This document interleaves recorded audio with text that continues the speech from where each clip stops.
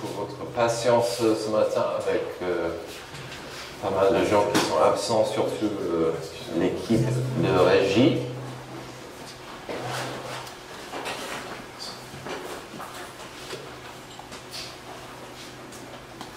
Ok, est-ce que c'est un peu mieux? Ok, on va essayer. Donc, si vous avez vos Bibles, nous sommes à Psaume 122.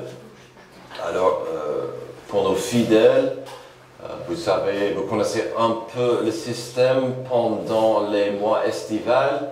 Ce n'est pas un bon moment de continuer une série qu'on aurait commencé. Ce n'est pas un bon moment de terminer une série, ni voilà, toutes ces choses, c'est un peu compliqué. Donc, ce qu'on fait, c'est de cheminer dans les psaumes. Et pourquoi pas, ça fait tellement de bien de voir des psaumes. Les psaumes, je vous rappelle, sont souvent, c'est une prière, parfois c'est un chant, parfois c'est de la poésie.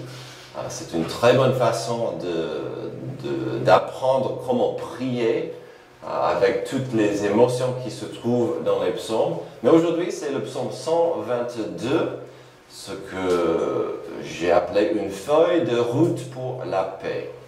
Alors, notre chemin dans les psaumes peut nous prendre dans plusieurs directions magnifiques. Par exemple, il y a 2 semaines, au psaume 118, nous avons vu énormément de traces de Jésus-Christ lui-même dans la 12e moitié du psaume 118. C'était vraiment encourageant de voir Jésus dans ces pages. La semaine dernière, au psaume 121, nous avons trouvé des gens qui n'étaient pas chez eux, mais ils essayaient d'y aller. C'était des pèlerins en voyage. L'important, c'était de comprendre la nécessité d'avoir et d'apprécier Dieu sur le chemin. Et puis, c'était aussi notre premier psaume dans ce qui s'appelle des psaumes de l'Ascension. Il y en a 15 de psaumes avec des gens en groupe. C'est en défilé. Ils vont vers une destination. Alors aujourd'hui, notre psaume parlera énormément de la paix. J'espère que vous avez au moins appris ça, ou compris ça pendant nos chants. La paix qui nous donne la joie. La paix, est-elle possible? Où se trouve-elle? Y a-t-il des conditions nécessaires pour la voir ou l'avoir? La paix, déjà, elle est difficile à définir, à mon avis, sans contexte. Parle-t-on de la paix contre des chiens et des chats? Chose chez nous qui est impossible, par exemple. Parle-t-on de la paix entre les pauvres et des riches? Parce que ça, c'est un sujet qui peut devenir assez profond quand on parle des différences entre les riches et les pauvres. Parle-t-on de la paix entre Ken et Barbie? Et on dit cela, nous avons même vu la semaine dernière que des relations entre hommes et femmes sont parfois, sinon souvent difficiles. Avec nous, les hommes martiens, et vous, les femmes qui viennent de Vénus. Et on parle du mot définition, voyons ce que le mot signifie pour la Russe. Alors, comme j'ai dit, souvent c'est selon le contexte. Donc j'ai pris les 3-4 premières définitions, mais il y en avait plusieurs, pour un simple mot, plusieurs définitions. État de pays, de nations qui ne sont pas en guerre. Alors déjà, je sais que ça vous parle, parce que le monde n'a pas beaucoup de paix, que ce soit l'Europe de l'Est, en Afrique, en Asie, il n'y a pas beaucoup de paix. Cessation de l'état de guerre entre deux ou plusieurs belligérants. Il y a 3-4 semaines, il manquait de la paix dans nos rues, surtout les soirs, quand on cassait tout et n'importe quoi. État de concorde, d'accord entre les citoyens, les groupes sociaux, absence de lutte sociale, de troubles sociaux. Alors, comme j'ai dit, il y en avait plusieurs d'autres définitions, mais j'en ai choisi les premières que je voyais. Et comme j'ai dit, c'est normal de voir autant, car le mot doit rester flexible selon son contexte. Parlons de la paix, alors. Permettez-moi de vous rappeler d'une de mes scènes préférées dans l'émission X-Files. Dans un épisode, l'agent Mulder prend possession, si vous voulez, d'une vraie génie magique. Elle ne vient pas d'une lampe, mais d'un tapis. Donc ça c'est un petit détail pas important. J'aurais beau voulu vous montrer l'épisode, mais j'avais du mal de le trouver en français, donc il faut que vous m'écoutiez. Mais, bien sûr, elle lui donne le droit à 3 souhaits, les 3 vœux fameux. Avant de faire son deuxième vœu, ils ont une conversation fascinante, car elle est très sceptique, elle est très pessimiste. Elle lui dit que pendant des siècles de son existence, ça se termine toujours mal. Il répond que forcément, ça ne sera pas un problème parce que des humains ont mal utilisé cette puissance dans l'égoïsme. L'agent Mulder est convaincu que la réponse, c'est de ne pas penser à soi-même, mais de souhaiter quelque chose de vraiment altruiste. Qu'est-ce qu'il va faire? Il va dire, ok, j'ai la solution, je souhaite la paix au monde. Et elle est sceptique, il dit quoi? Tu n'arrives pas à le faire, c'est ça? C'est ça? Tu veux ça? Tu veux la paix au monde? Oui, tu ne peux pas le faire. C'est fait. Ah bon? Maintenant, il est sceptique. Elle dit, mais va voir, je t'ai donné la paix au monde. Il sort de son bureau au FBI, il n'y a personne. Il descend, il sort dans la rue, il y a des voitures partout, vides. Des magasins partout, vides. Le monde est vide, sauf l'agent Mulder. Il n'est pas content. Il a dit, j'aurais dû savoir que tu allais me faire une chose pareille. Il n'est pas content. Après, ils ont une deuxième conversation fascinante, car elle dit, non mais franchement, tu as souhaité la paix au monde, chose qui est impossible pendant des milléniums dans le nom de Allah, Jésus, choisis ton nom, Hitler, c'est pas possible pour l'homme, sauf si il y a un seul homme. C'était pas mal, c'était profond, ces petites discussions qu'ils avaient. Et on mentionnait Ken et Barbie, des hommes et des femmes. Vous avez entendu parler certainement des 2 soldats ensemble sur le front à la guerre. Un des 2 a regardé l'autre, il a dit, dis donc, pourquoi tu es ici, toi? Tu n'as même pas 18 ans, donc tu n'as pas été appelé. Le jeune a répondu tout simplement, oh, moi, c'est simple, je suis seul, j'aime la guerre, alors vois-tu, je me suis engagé. Et toi? Que fais-tu ici? Tu as plus de 50 ans et toi non plus, tu n'as pas été appelé? L'homme plus mature dit, eh ben moi, j'ai une femme et j'aime la paix. Alors je me suis engagé à la guerre. Les hommes viennent de Mars, les femmes de Vénus. Terminons avec une dernière petite blague qui est à la fois triste, à la fois drôle, mais aussi très pertinente, car l'histoire se déroule dans le même endroit que notre psaume. Une jeune journaliste de CNN avait entendu parler d'un très vieux juif qui se rendait 2 fois par jour prier au mur des lamentations depuis toujours. Pensant tenir un sujet, elle se rend sur place et voit un très vieil homme marchant lentement vers le mur. Après 3 quarts d'heure de prière et alors qu'il s'éloigne lentement, appuyée sur sa canne, elle s'approche pour l'interviewer. Excusez-moi, messieurs, je suis Rebecca Smith de CNN. Quel est votre nom? Moshe Aknou. Depuis combien de temps venez-vous prier ici? Madame, plus de 50 ans. 50 ans, mais c'est incroyable. Et pourquoi en fait priez-vous quand vous êtes là? Quel sujet? Quel pourrait être si important que vous priez pendant toutes ces années? Je prie pour la paix entre les chrétiens, les juifs et les musulmans. Je prie pour la fin de toutes les guerres et de la haine. Je prie pour que nos enfants grandissent en sécurité et deviennent des adultes responsables qui aiment leur prochain. Et que ressentez-vous après 50 ans de prière? J'ai l'impression de parler à un mur. Ouf! Forcément, lorsqu'on veut imaginer la paix sur terre, la tâche semble impossible. Pourquoi? Parce que la paix entre nous n'est pas possible tant qu'on ne connaît pas la paix de Dieu. Amen. Ou si tu prends la prochaine étape de ça, la paix entre nous n'est pas possible tant qu'on n'applique pas la paix de Dieu. Voici le thème du jour, la paix entre nous et Dieu. La paix entre nous-mêmes, la paix dans notre monde. Est-ce qu'un rêve impossible? Vaut-il la peine d'essayer? Voyons ce que ce psaume contient et peut nous apprendre. On verra la paix sur terre aujourd'hui dans le contexte d'une direction. Et s'il y avait une feuille de route pour la paix sur terre, et si le psaume 122 pouvait être une carte pour naviguer, que dirait-il?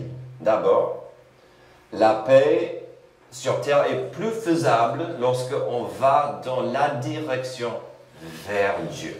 Versets 1 et 2. « Je suis dans la joie quand on me dit, allons à la maison de l'Éternel. Nos pas se sont arrêtés dans tes portes, Jérusalem. » Alors la paix est plus possible quand on va vers Dieu. Dans les deux premiers versets, il y a tellement de choses importantes à voir et à saisir. On ne peut pas nier, on ne doit pas rater l'importance de la notion de communauté dans ces deux versets. Oui, nous verrons de la joie et elle est très importante dans tout ça. Mais d'abord, focalisons sur le mot « nous ». Vous connaissez mieux que moi, bien sûr, la conjugation du verbe « aller ». Je vais, tout va, il, elle, on va. Nous allons, vous allez, ils ont. Ils vont, excuse-moi, déjà, j'ai quitté mes notes et j'ai fait une faute de grammaire. Ils vont. Nous. Pour que ça dise nous, il doit avoir moi et quelqu'un, ou on. Moi et on. Mais une des clés du passage, c'est la notion de nous.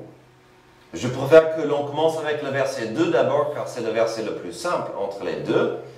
Dans le langage originel, l'importance est placée pas sur l'idée qu'on s'arrête dans les portes parce que c'est la ligne d'arrivée, mais plutôt il y a la réflexion car nous y sommes. Donc c'est pas, ça se dit pas, nos pas se sont arrêtés, c'est bon, je m'arrête. C'est encore un sujet de joie. Nos pas se sont arrivés dans tes portes. Wouhou! L'aventure vraiment commence maintenant qu'on y est. En fait, c'est plutôt le début de l'aventure et on est arrivé là. Et le psalmiste va développer cela ensuite. Mais voyons combien le verset 1 est magnifique. Je suis, disons, chez moi. Quelqu'un d'autre me suggère un voyage et du coup, ça devient allons. Quelqu'un devient allons. Avant que cela arrive en joie, ça c'est l'autre clé de cette formule, ça implique quoi? De l'unité, une solidarité, mais aussi bien sûr une destination idéale. Alors, si vous prenez la phrase ou la notion de moi et quelqu'un qui devient nous irons à une destination joyeuse, qu'est-ce que ça donne? Je pourrais facilement prendre les éléments de cette phrase en septembre et me mettre à la gare de Lucin en direction de Paris un lundi matin. Allons tous à Paris au boulot. Vous rigolez, mais ça ne serait pas la réponse. Cette phrase contient des éléments similaires.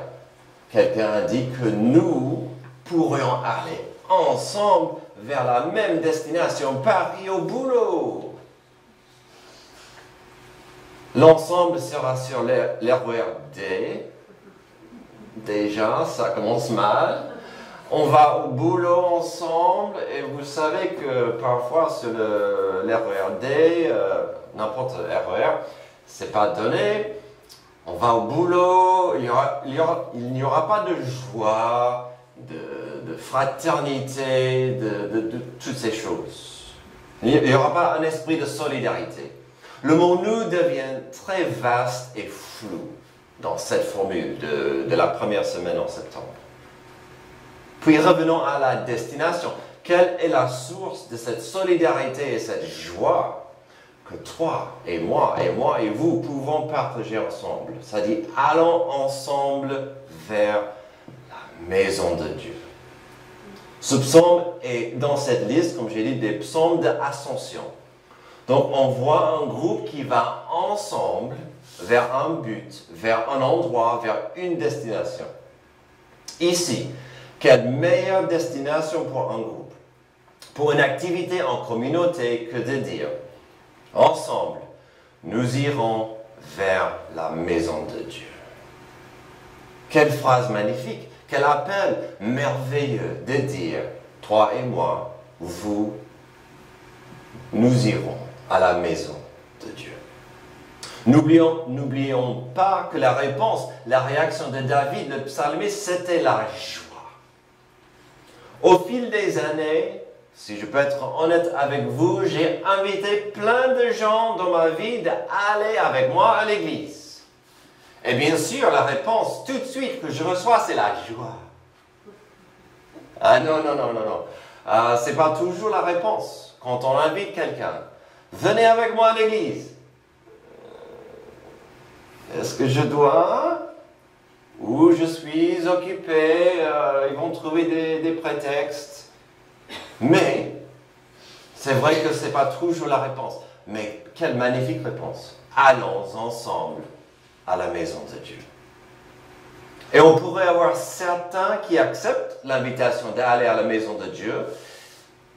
Ils acceptent d'y aller. Mais à l'intérieur, ce n'est pas la joie qui règne. Et je pense souvent aux ados, par exemple.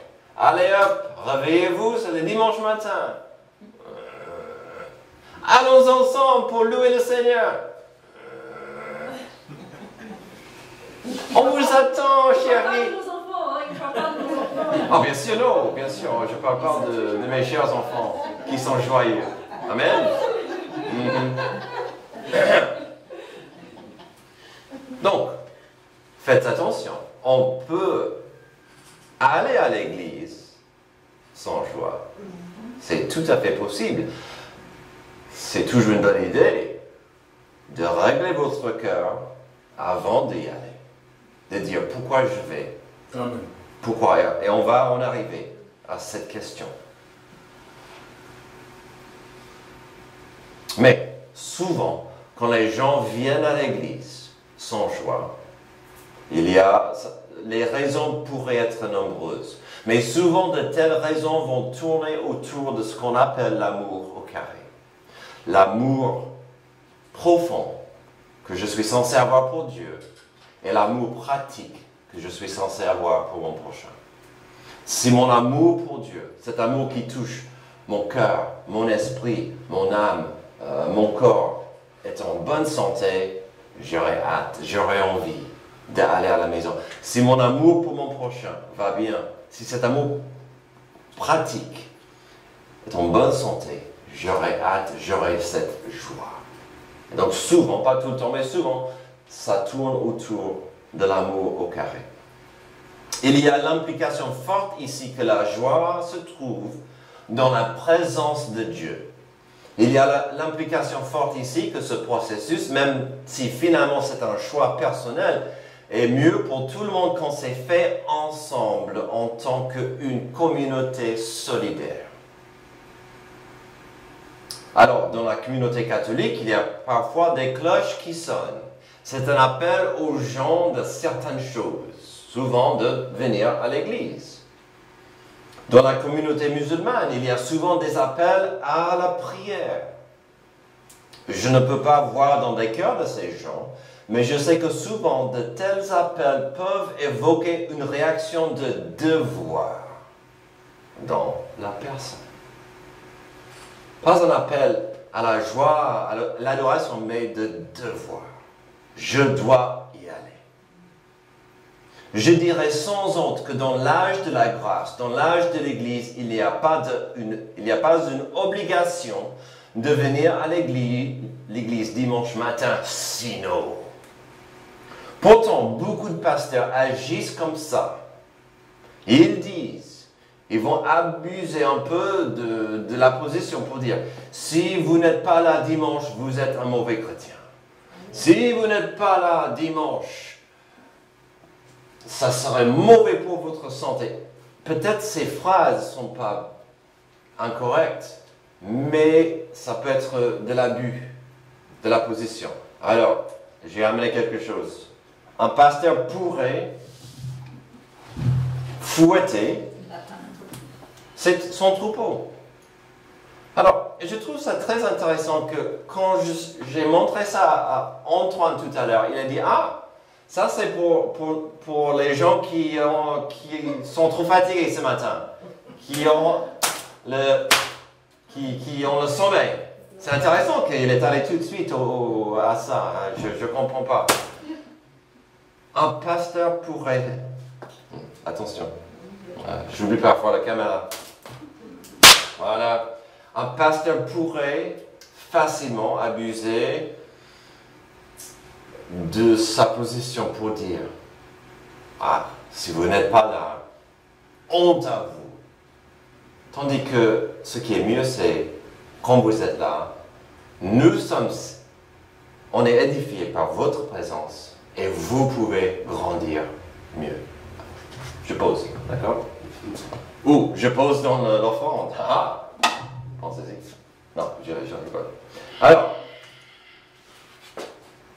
le Nouveau Testament est rempli de versets qui nous encouragent à venir ensemble, unifiés, afin de glorifier Dieu et édifier son corps. Le Nouveau Testament est rempli de tels passages. En fait, quand on a vu verset par verset en 1 Corinthiens, c'est la même chose pour des dons spirituels. Ils existent pour édifier Dieu, glorifier Dieu et édifier son corps, l'Église. Voici pourquoi on est censé venir à la maison de Dieu. Cela va toujours revenir à un choix du cœur. Alors la paix sur terre est plus faisable lorsqu'on va dans la direction vers Dieu.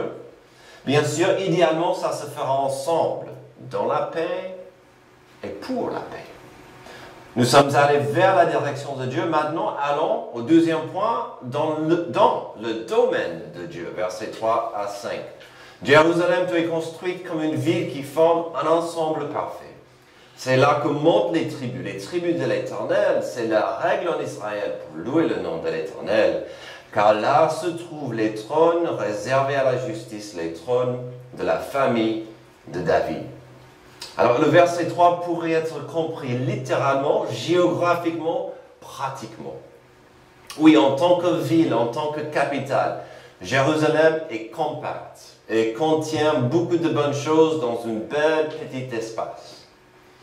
Mais, parfois, j'essaie de freiner des gens à sauter trop vite dans des applications spirituelles, dans des psaumes, avant de comprendre le sens original. Mais ce psaume est tellement riche en applications et en images spirituelles. Il est mon avis que David parlait moins ici de la perfection visible de Jérusalem, de la ville elle-même. Il parlait plus de la notion que Jérusalem devait être le centre, même le cœur du pays. Oui, culturellement, mais surtout spirituellement. Un centre important, un cœur qui fournira la vie, l'énergie, l'unité pour tout un pays. Et c'était une idée importante, car n'oublions pas que le pays était formé de 12 tribus. Et ces tribus étaient plus que familiales, ils étaient situés ensemble géographiquement. Pour David, mais plus important pour Dieu, cette notion d'un domaine de Dieu pour tout le peuple était importante. Car il serait trop facile pour chaque tribu de dire « j'ai pas envie.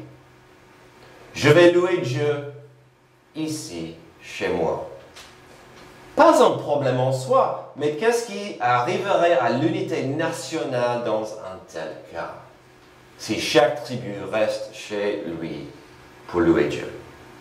Si nous faisons la comparaison à notre Église, par exemple, on pourrait avoir des tribus, entre guillemets, de familles. Des gens avec des racines familiales en Afrique pourraient rester ensemble le dimanche matin. Par exemple, la famille Nkokela et la famille Monkou pourraient faire un tribu qui décide de ne pas venir à l'église tout le temps, mais de se voir ensemble le dimanche matin. Ou par exemple, des gens qui habitent un peu plus loin de l'église, mais plus proches à eux-mêmes, comme par exemple la famille Moga et la famille Niadjiki, qui habitent sur la frontière de Savigny et Sesson, un peu plus loin. Ils pourraient dire la même chose. Oh, Lieusaint, c'est un peu loin. Et si on restait ensemble, nos familles, ce matin, ce dimanche? Quelque chose qui appelle à la convenance et à la facilité. Mais si la notion de ce point, de ce petit passage, c'est de pouvoir chercher la paix dans le domaine de Dieu, forcément, ce qui ne comptera pas sera pas la convenance et la facilité. Parfois, la facilité n'est pas la meilleure chose pour une église. Puis comme j'ai dit tout à l'heure, l'importance de venir à l'église, ce n'est pas pour être vu. Ce n'est pas pour être monsieur et madame m'as-tu vu à l'église. Ce n'est pas l'idée. De venir à l'église, l'importance, ce n'est pas de gagner des points célestes. Ah, cocher le case, je suis allé à l'église, Dieu doit me bénir. J'ai donné à l'offrande, Dieu va et doit bénir mes finances. Non, ce n'est pas le but, ce n'est pas l'idée. C'est pour glorifier Dieu et édifier son corps, l'Église. Puis ça se voit dans notre petit passage. Remarquons les deux idées que David a soulignées dans nos versets. Qu'est-ce qui se passera à Jérusalem dans le domaine de Dieu? Et n'oublions pas que le domaine de Dieu est à la fois Jérusalem, puis après c'est sa maison. Quelles valeurs, quelles actions, quels buts seront visés? Et je peux vous dire que selon ce que nous verrons dans nos petits passages, on verra une confirmation de pourquoi on vient à l'Église. La glorification de Dieu et l'édification de son corps. Qu'est-ce qu'il a dit? Les deux valeurs mises ensemble. Verset 4, c'est là que montent les tribus de l'Éternel. C'est la règle en Israël pour louer le nom de l'Éternel. Car là se trouvent les trônes réservés à la justice, les trônes de la famille de David. Pour vous qui prenez des notes, ce mot louer n'est pas flou, ou général, ou vaste. C'est la louange basée, enrobée dans la reconnaissance. Si vous prenez les notes, mettez à côté. Louer veut dire louer dans la reconnaissance. Être reconnaissance. Beaucoup de traductions vont dire soyez reconnaissants au nom de l'Éternel. Alors, la reconnaissance, je le dis souvent, ce n'est pas un comprimé magique, ce n'est pas une formule magique. Mais si vous avez une mauvaise journée, si la vie va mal, ça aide énormément de faire une liste, d'être reconnaissant à ce que Dieu a fait pour vous. Comment il vous a changé, transformé, béni. Et puis comptez vos bénédictions. C'est incroyable comment ça peut changer son attitude. Et donc, ce n'est pas un mystère qu'ici David commence avec la notion de louer Dieu dans la reconnaissance. L'autre valeur importante, c'est la justice. C'est moins la notion de la justice de faire le bien, mais plus la notion de la justice juridique. Des magistrats, des juges qui étaient là pour gérer et aider avec des problèmes légaux. Finalement, quel est le but d'une telle opération? La paix. S'il y a des problèmes légaux, il faut la paix. Il faut des solutions paisibles. C'est pourquoi finalement, le psaume va se terminer avec un tel appel. La paix sur terre est plus faisable lorsqu'on va dans la direction vers Dieu, lorsqu'on va dans le domaine de Dieu et lorsqu'on va dans la direction de Dieu. Verset 6. Demandez la paix de Jérusalem, que ceux qui t'aiment jouissent du repos, que la paix règne dans tes murs et la tranquillité dans tes palais. À cause de mes frères et de mes amis, je dirai que la paix règne chez toi.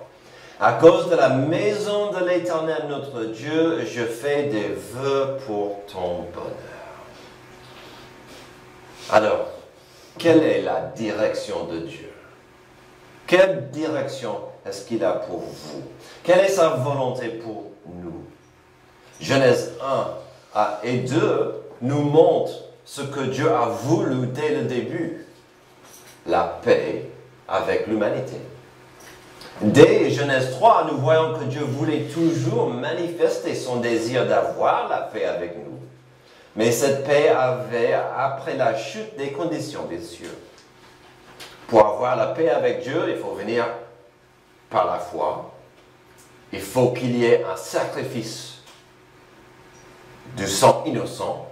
Et à l'époque, c'était pour couvrir notre honte. Aujourd'hui, c'est le sang innocent de Jésus qui a lavé nos péchés. Mais Dieu a toujours voulu la paix avec nous. La direction de Dieu implique une bonne volonté de le suivre.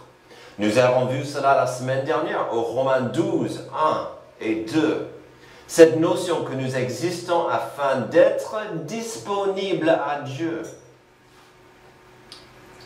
D'être disponible à sa volonté, à sa direction, à sa transformation. Alors ici, dans notre passage, nous avons une idée, un concept capital à saisir.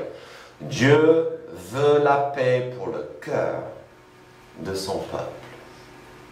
L'objet complet et central de ce petit passage, c'est Jérusalem, le cœur du pays, le centre culturel et spirituel. Mais avant d'avancer à cela, sachez que le verbe au verset 6 est mieux traduit « prier ». Là, on est donné une demande, un désir, une direction, une directive de Dieu. Le verbe « demander la paix de Jérusalem », si vous prenez des notes, c'est presque mieux de dire « prier ». Prier pour la paix de Jérusalem. Quand il dit demander, c'est une demande à Dieu. Prier pour la paix de Jérusalem. Et donc, comme j'ai dit, on a ici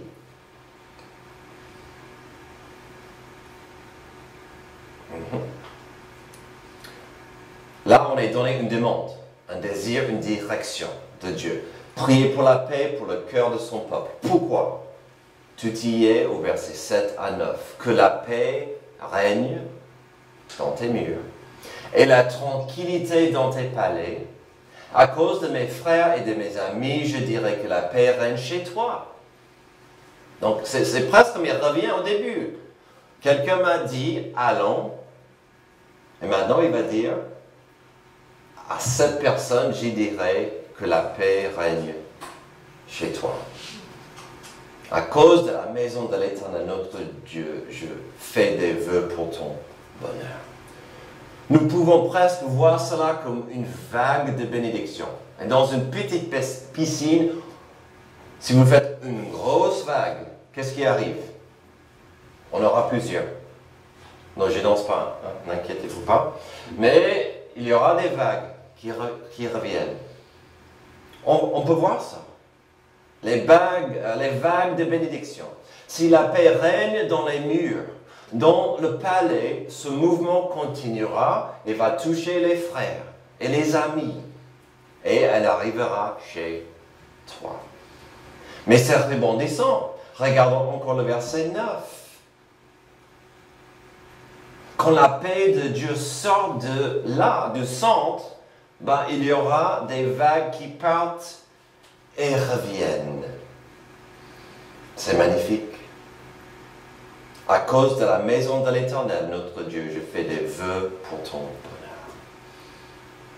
Donc on voit l'importance de la paix de Dieu qui rebondit. Ce psaume est magnifique est formidable comme un psaume national. Mais ses implications pour nous sont très, très claires. Déjà, la paix de Jérusalem est importante, car Dieu a promis à Abraham que ceux qui bénissent Israël sera béni.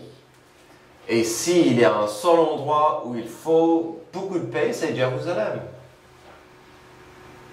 Nous savons aussi, selon les prophéties sur la fin des temps, que Israël va jouer un rôle capital à la fin. Dieu n'est pas terminé avec son peuple, Israël, ni ses territoires. Alors, prions pour la paix de Jérusalem. Mais plus que ça, l'application est claire. Les implications et les applications sont pour nous. Le plan capital de Dieu aujourd'hui, c'est de voir son corps. L'Église brille pour sa gloire. Le désir pour ce monde, le désir de Dieu pour ce monde, c'est d'avoir et de voir la paix avec Dieu. Tout dépendra finalement sur votre direction. Est-ce que c'est vers Dieu? Est-ce qu'elle est dans le domaine de Dieu? Et quand avez-vous vérifié si la direction que vous prenez est selon la direction de Dieu? La paix de Dieu commence dans le cœur, ça rebondit dans l'Église, et en principe, dans la vie. Il est dit que c'est en forgeant qu'on devient forgeron. Aujourd'hui, par la grâce de Dieu, forgeons la paix. Cherchons la paix de Dieu dans votre cœur, dans votre maison, dans votre église, dans votre quartier, et puis dans votre vie. Prions. Merci Dieu pour ce psaume qui nous rappelle de l'importance de la paix. Avec toi, la paix entre nous et la joie que ça nous donne. Aide-nous à mieux comprendre l'amour que tu as pour nous et l'amour que nous sommes censés pratiquer à côté et au sein des uns et des autres. Je prie toutes ces choses dans le nom de Jésus. Amen. Amen.